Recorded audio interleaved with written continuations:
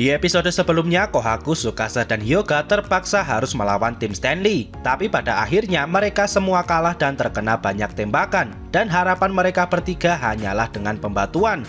Sementara itu di benteng pertahanan, Taiju mencoba menggunakan mikrofon dari jarak jauh dan mengatakan 3000 meter 1 detik. Suara Taiju ini berhasil sampai di speaker yang berada di dalam menara. Dan bahkan karena volume yang terlalu keras, penampang Medusa sampai retak-retak. Dan sekarang yang menjadi masalah hanyalah apakah mereka bisa memperbaiki Medusa atau tidak. Jika mereka berhasil memperbaikinya, maka kemenangan sudah pasti akan didapatkan oleh kerajaan Sains. Sekarang berpindah ke tempat Chrome dan Kaseki. Mereka masih membuat baterai berlian yang baru, tapi mereka kesulitan membuatnya karena mengasah berlian saja sudah sangat sulit. Sekarang ditambah lagi mereka harus membuat retakan di bagian bidang belahan berlian itu. Dan mereka berdua seringkali terlalu besar membuat retakannya dan jadinya berlian itu malah terbelah menjadi dua. Chrome semakin panik karena waktu mereka semakin sedikit. Kemudian Chrome keluar dari gubuk dan berkata, "Ayo Kohaku, Tsukasa, dan Hyuga, lakukan apa saja untuk memperlambat Stanley." Sepertinya Chrome sudah sampai di level frustasi yang sangat dalam dan sekarang berpindah ke tempat Stanley. Sekarang waktu sudah mulai malam dan Maya menyarankan untuk berhenti sejenak dan memperbaiki transceiver mereka. Tapi Stanley tidak setuju dengan rencana itu dan Stanley memerintahkan untuk terus maju. Alasannya karena 3 orang yang menyerang mereka tadi adalah kartu as terkuat kerajaan Sains. Dan Stanley yakin mereka bertiga mengorbankan nyawa untuk mengulur waktu. Dan Stanley merasa aneh dengan rencana ini. Dan insting bertarung Stanley yakin kalau tim Senku sedang melakukan sesuatu. Kemudian Stanley mempercepat pergerakan mereka supaya tidak banyak waktu yang terbuang. Sementara itu di benteng Medusa, Chrome dan Kaseki masih terus mencoba membuat baterai yang baru. Tapi percobaan mereka masih saja gagal. Senku juga semakin gelisah karena waktu mereka sudah hampir habis. Kemudian Senku menemui Luna dan Senku meminta Luna untuk menggantikan perannya Suika untuk berada di luar medan pertempuran. Dan jika sewaktu-waktu mereka bisa memperbaiki Medusa, sudah ada orang yang bersiap di luar area pembatuan.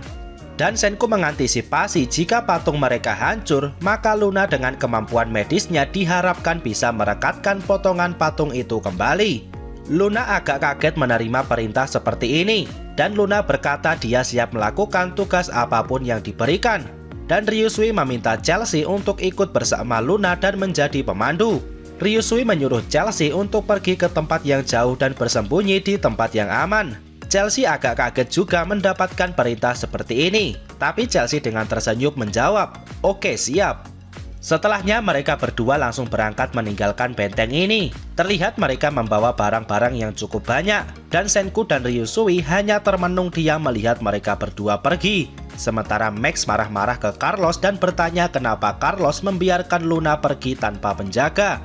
Carlos hanya diam dan memasang ekspresi yang tegang. Dan Max akhirnya juga sadar apa yang sebenarnya terjadi. Dan setelah berjalan beberapa saat, Luna dan Chelsea sekarang sudah cukup jauh dari benteng. Chelsea dengan ceria berkata, "Serahkan navigasinya kepadaku. Geografi adalah bidang keahlianku." Kemudian Chelsea mulai berjalan dengan lambat dan wajah Chelsea juga mulai pucat. Luna menyadari kalau tubuh Chelsea sekarang menjadi bergetar-getar. Dan Chelsea langsung menangis setelahnya. Luna menjadi panik dan bertanya apa yang terjadi. Chelsea meminta maaf karena tiba-tiba menangis dan Chelsea berkata dia tidak bisa berpikir dengan jernih saat ini. Luna semakin bingung dengan situasinya dan Chelsea yang masih menangis berkata kalau semua orang sudah tahu kalau Medusa tidak akan bisa diperbaiki tepat waktu dan mereka tahu Chelsea dan Luna ini bukanlah orang yang bisa bertarung. Jadinya Senku meminta mereka berdua untuk menjauh dari benteng supaya mereka berdua bisa bertahan hidup. Mendengar ini Luna langsung menangis dan Luna berniat untuk kembali ke markas dan mengajak semua orang untuk kabur. Chelsea berusaha menghentikan Luna tapi Luna sudah tidak bisa dihentikan. Sementara itu di tempat lain terlihat Ukyo yang melakukan pengawasan dari atas pohon. Dan Ukyo melihat pasukan Stanley sudah sampai di sekitar benteng. Dan Ukyo tidak melihat Tsukasa, Kohaku, dan Hyuga di rombongan tawanan. Dan Ukyo mulai berpikir kalau mungkin mereka bertiga sekarang sudah mati. Di sisi lain, Chrome dan Kaseki sepertinya juga sudah sangat frustasi dengan pembuatan baterai ini. Mereka sudah membuat banyak sekali baterai baru, tapi tidak ada satupun yang berhasil hidup. Dan tiba-tiba terdengar suara bom dari arah luar benteng. Ternyata pasukan Stanley sudah sampai di benteng dan mereka melemparkan banyak bom granat. Bom ini berhasil menghancurkan tembok di benteng dan terlihat Gen yang sekarang bersama Taiju. Gen bertanya kenapa Stanley sudah sampai secepat ini, dan Taiju berpikir dia harus menghentikan Stanley di sini atau paling tidak memperlambat mereka. Dengan begitu, Chrome dan Kaseki akan punya sedikit waktu tambahan untuk memperbaiki Medusa. Tapi Gen sudah merasa sangat pesimis dan berkata kalau Medusa itu tidak akan bisa diperbaiki tepat waktu, apalagi di kondisi yang ricuh seperti ini. Sementara itu di luar benteng, pasukan Stanley terus menyerang dengan senapan dan juga granat. Stanley berkata tidak perlu ada rasa kasihan kepada bocah-bocah ini, dan mereka semua ada di dalam benteng dan menyembunyikan sandera. Tidak ada ampun untuk mereka, tembak mati semuanya kecuali Seno.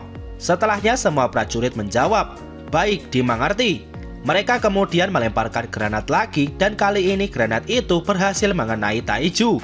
Taiju langsung terpental cukup jauh dan benteng di sekitarnya juga ikut hancur. Gen langsung berteriak dan memanggil nama Taiju, dan sekarang Gen berada di samping tubuhnya Taiju yang sudah mengalami luka bakar yang sangat parah dan banyak darah yang bercucuran di sekitar tubuhnya Taiju. Gen menggoyang-goyangkan tubuhnya Taiju dan berkata, "Hei, bangun Taiju, kau tidak bisa menipuku. Kau kan seharusnya tidak terkalahkan. Serangan apapun itu kau selalu bisa bangkit lagi. Jadi kumohon bangunlah lagi." Gen terus berbicara tapi Taiju sudah tidak merespon omongannya Gen sama sekali. Sementara itu di tempat lain terlihat Seno yang tangannya diikat dan dijaga ketat oleh Ryusui. Seno berkata perang antara dua kubu ini akhirnya akan segera berakhir. Dan Seno sudah sangat yakin kalau Stanley akan menang dan tidak bisa dihentikan lagi. Dan karena Senku tidak mau bergabung dengan kerajaannya Seno, maka Stanley akan memberikan hukuman berupa kematian. Seno sedikit menyayangkan keputusan Senku yang memilih untuk melawan. Menurut Seno, jika mereka mau menurut, maka beberapa orang akan selamat.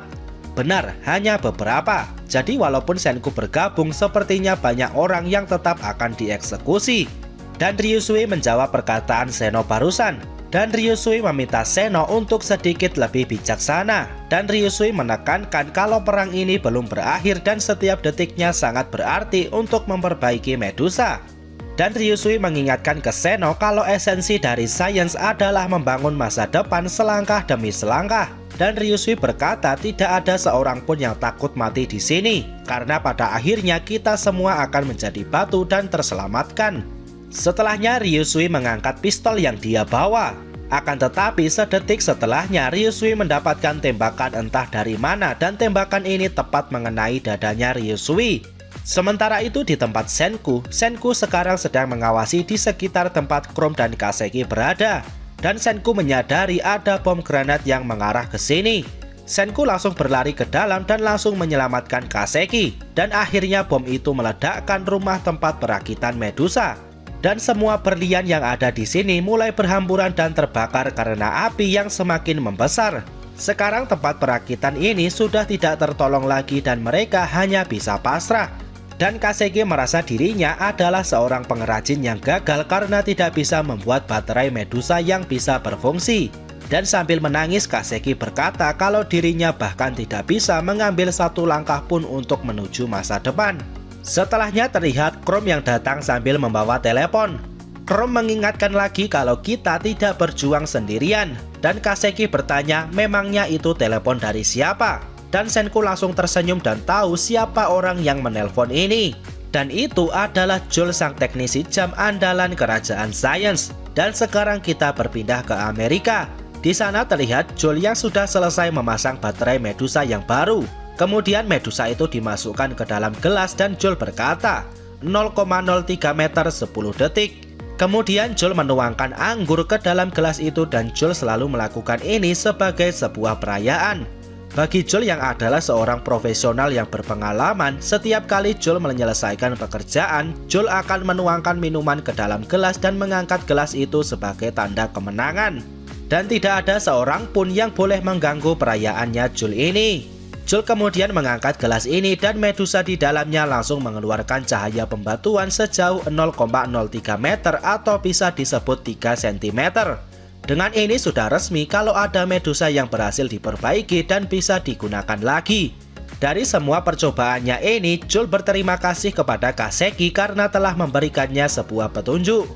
Coba ingat-ingat kembali pesan yang dikirimkan Francois saat tertangkap oleh Stanley. Francois memberikan kode Morse yang berbunyi kami terbagi menjadi 2 tim. Pesan ini berhasil diterima oleh Brody yang ada di ruang komunikasi. Dan karena Francois menggunakan bahasa Inggris, jadinya Brody bisa memahaminya. Akan tetapi Brody tidak paham artinya terbagi menjadi 2 tim.